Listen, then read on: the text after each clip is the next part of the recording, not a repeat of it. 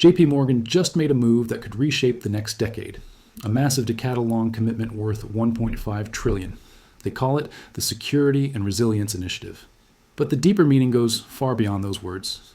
Jamie Dimon was clear about one thing. America has become too dependent on foreign supply chains. For a country that leads the world, that's a dangerous weakness, and JPMorgan is stepping in before that weakness turns into a crisis. This initiative targets the most critical industries in America: defense, aerospace, semiconductors, energy grids, critical minerals, water systems, AI, and frontier technologies. These are not random sectors. These are the industries that collapsed the moment global pressure increased. The chip shortage stopped car factories. Port congestion froze the supply chain. Foreign mineral control exposed America's biggest vulnerability. JPMorgan saw all of this happen in real time, and they realized something simple. The next crisis won't be solved with interest rates or liquidity. It will be solved with infrastructure, technology, and control. That is where this $1.5 trillion goes. Not into banks, not into bonds, into the backbone of America's survival. JPMorgan is already preparing to deploy $10 billion directly into strategic companies building chips, energy systems, and critical manufacturing. This is not a charity move. Banks don't spend trillions out of emotion. They spend because the world is changing and they want to be positioned ahead of that change. The last 5 years showed how fragile everything really is. A virus stopped global trade. A ship blocked the Suez Canal. China dominated mineral processing. Europe's fought an energy crisis.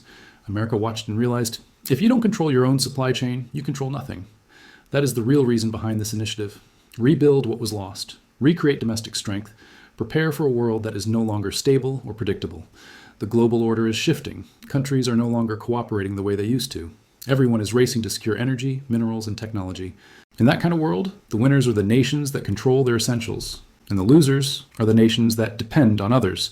JPMorgan knows this. They're not just investing, they're positioning themselves at the center of a new era. Semiconductors are the nervous system of the modern world. AI is the brain, energy is the blood, critical minerals are the bones, infrastructure is the skeleton. You cannot run a country without these, and you cannot compete globally without upgrading them. Most of America's systems are outdated. Power grids are aging. Manufacturing capacity is weakened. Mineral supply chains rely heavily on China. All of this has to change, and JPMorgan wants to be the institution that finances that change. Governments move slowly. Budgets drag through Congress. But banks can move instantly. That is why this initiative matters. It fills the gap where government action is too slow. Jamie Dimon has been warning for years that the world is entering an unpredictable period. Geopolitics is tense. Energy markets are unstable. Technology is advancing faster than regulation, and supply chains are one disruption away from collapse. This initiative is JPMorgan's answer to all of that. A long-term shield built through capital, not politics. $1.5 trillion, more than the GDP of most countries, more than 2 years of America's defense budget, more than the value of entire multinational firms. When a bank moves money at this scale, they are preparing for something big, something structural, something that will define the next era of global economics. The official language says resilience. But the deeper message is clear. America must rebuild its industrial bases before the next global shock hits. And JPMorgan wants to be the one holding the steering wheel. This isn't about the next quarter or the next election. It's about the next 10 years, possibly the next 20. The world is changing direction. Globalization is slowing. National strategies are rising. Economic power is shifting. This initiative is a signal, a warning, and an opportunity. JPMorgan is betting that the future belongs to countries that rebuild, not countries that outsource. And if that bet is right, this may be the most important financial move of the decade. When a bank commits $1.5 trillion, it is not reacting to the present. It is preparing for a future that most people haven't even imagined yet. And JPMorgan's future view is clear. The next decade will not be easy. It will be competitive, unstable, resourced, and defined by nations fighting for control of their own economic lifelines. JPMorgan is positioning itself right in the center of that world, not as a bank, but as an architect, a builder, a strategic force shaping America's next industrial era. The biggest clue lies in where this money will go: into companies that secure energy independence, into factories that bring manufacturing back home, into semiconductor plants that reduce reliance on Asia, into mining and processing operations that break China's dominance over critical minerals. This is not a financial trend. It is a national redirection. For years, America outsourced everything because it was cheaper. Cheaper to produce in China, cheaper to refine minerals in Asia, cheaper to depend on foreign shipping. But cheap failed the moment the world hit real stress. Prices exploded, supply chain broke, countries shut borders, and suddenly the world learned a hard truth. Cheap is dangerous, secured is priceless. JPMorgan is responding to that lesson.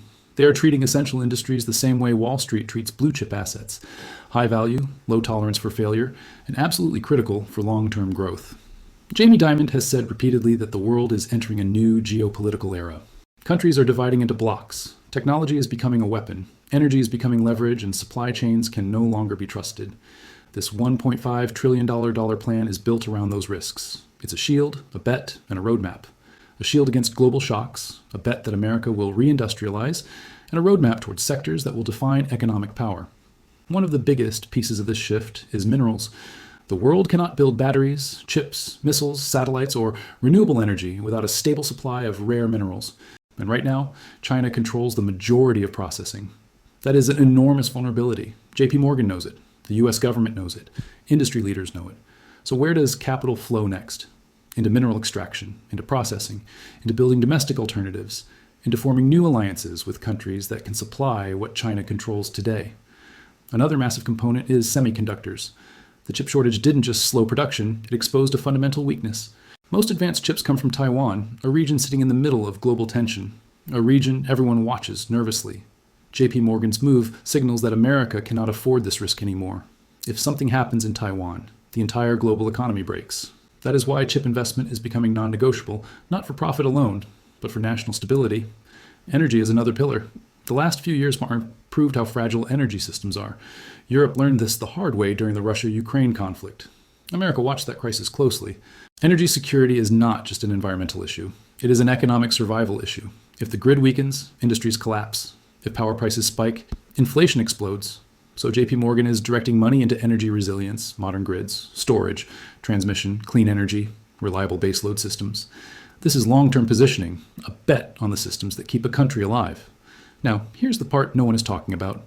JPMorgan's initiative forces other institutions to move too. When the largest bank in America commits $1.5 trillion, others cannot sit quietly. Competitors will follow, funds will follow, private equity will follow, sovereign investors will follow. This initiative won't just build projects. It will shift the entire direction of American investment, from software back to hardware, from apps back to factories, from speculation back to strategy. And the timing is perfect. Interest rates are high, debt is heavy, growth is slowing. Governments don't have the budgets to rebuild infrastructure alone. So JPMorgan steps in, not to replace government, but to power it. This is how the next economic era begins, not with speeches, but with capital. And there's a deeper layer to this move, one that is rarely discussed openly.